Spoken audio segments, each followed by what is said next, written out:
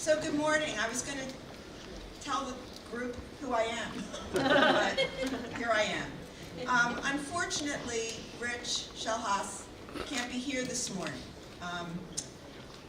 It is, like so many things in life, unavoidable. He asked that I read to you his remarks, and I am honored to do that. Thank you for joining us this morning for this casual opening of a new exhibit space on campus. We are grateful to the Leonard and Jane Corman family for serving as the inspiration to use this space as both a community gathering place and an opportunity to showcase art from across the Academy.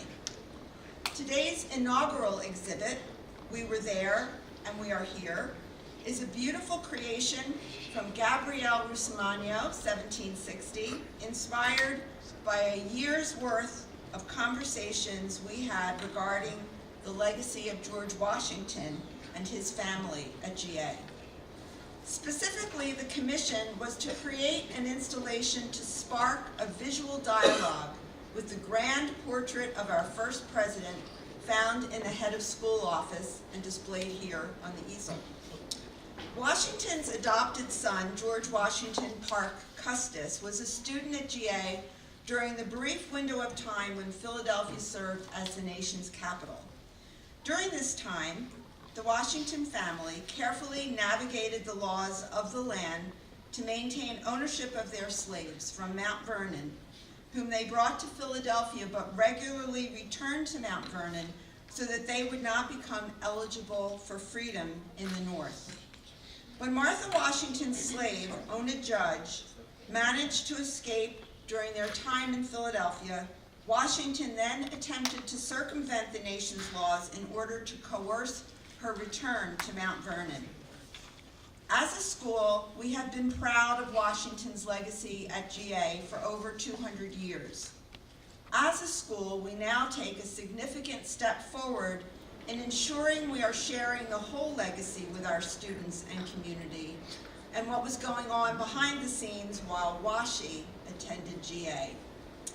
I'm indebted to Gabby, GA's former art department chair, Barnes Chair for the Arts holder, multiple Distinguished Achievement Award winner, and a notable and noted artist in her own right, for joining me in grappling with this legacy and for creating such a stunning piece. Please join me in thanking her as she shares a few words about the genesis of We Were There and We Are Here. I first want to thank Sarah and Jess, who did an amazing job putting up this kind of artifact of the artwork that still lives in the head of school office.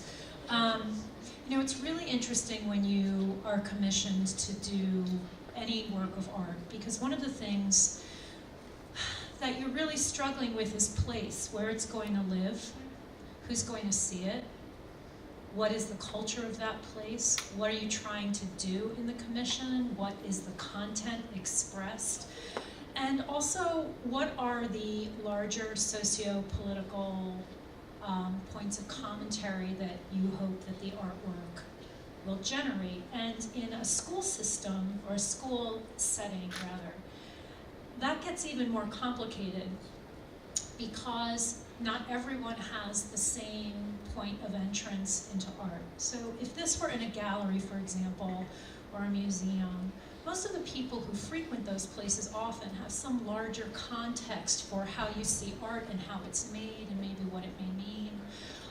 And in schools, even a place like GA where art is really everywhere, and we teach it to all of our students, their history with aesthetics and their own personal, their access to seeing art in lots of different places may really vary from kid to kid. And then there is how you write about the thing that you've made in the hopes that people can really understand it. And the first thing that I wanted to acknowledge was that was really complicated. And that I hope that both the exhibition here that kind of details a bit of what I was looking at and what I was thinking about and what my prior installation work was like, and what I in fact have ended up with, that there's some kind of consistency in that story. And the other hope is that I was really able to communicate in my statement what I was trying to do.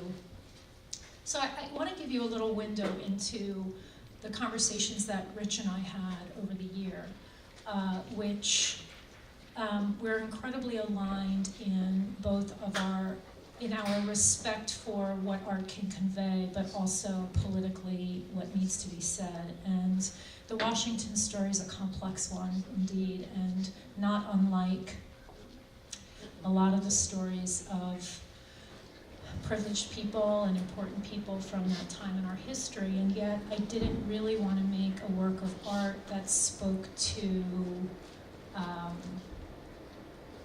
something so politically pointed that could be easily misinterpreted. And I also didn't want to make work that wasn't beautiful and poetic and elegiacal. And I didn't really want to make something that was grounded in the vitriol and the rightful indignation and feelings of anger around an unstated history and the bias of history and the experiences that people had. And so it took me a long time to sort out how I was going to elevate the humanity of what was lost in the history without it turning into some sort of kind of base illustration of the history.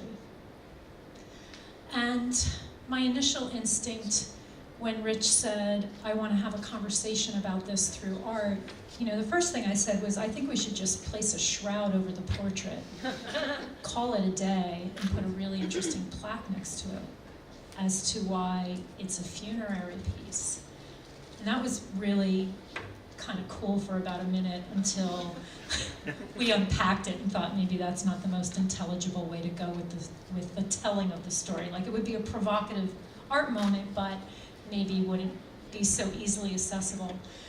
And then I went back to Dunbar's book, which is really the starting place for all of this, brilliant as it is. And I thought, okay, what's the material culture of this book? And I love the written word, and I love artifacts, and so it was very natural for me to want to use the advertisements and some of the archival pieces as a jumping off point. And then I thought, how can I remake these things so that they're material based and feel like they have a sort of sensual and textural life off of the page?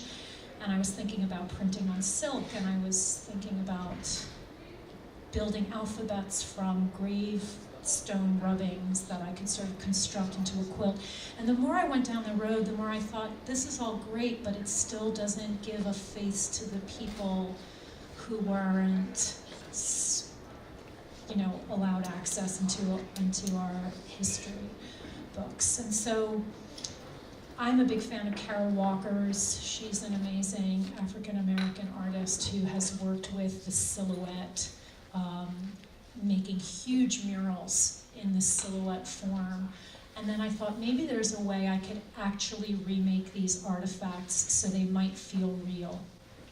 And I went about doing that by combining contemporary photography with a lot of digital manipulation, and then sort of working with more sculptural materials to come up with, I think, a family of souls that might speak to personifying just these names, and not even their real names that were just given to them.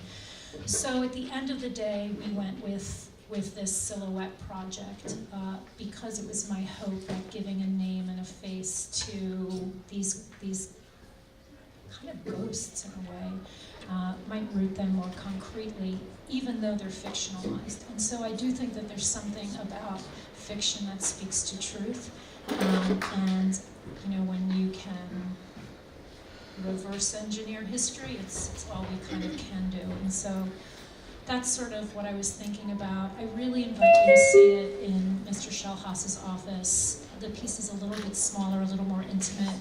The colors I chose were particularly because I knew they would be sitting opposite George, and I knew the wall that they would be sitting on, so it was important for me that tonally the artworks spoke to each other. And as I said in my statement, the actual installation looks quite a bit more modern, and coming up with this collision between a really contemporary way of framing imagery and imagery that felt of a specific time, the middle of the 1800s, was for me both a challenge and a delight. And I think if you see it in real life, it may have a quiet, sort of poetic way that it speaks to you that it doesn't quite resonate with down here. But anyway, that's kind of long and chatty, and I hope it makes sense, and thank you for spending time looking at it. And the real hero is Dunbar, who extracted this history and insisted upon it being heard. So I think we should be really clapping for her. Thank you.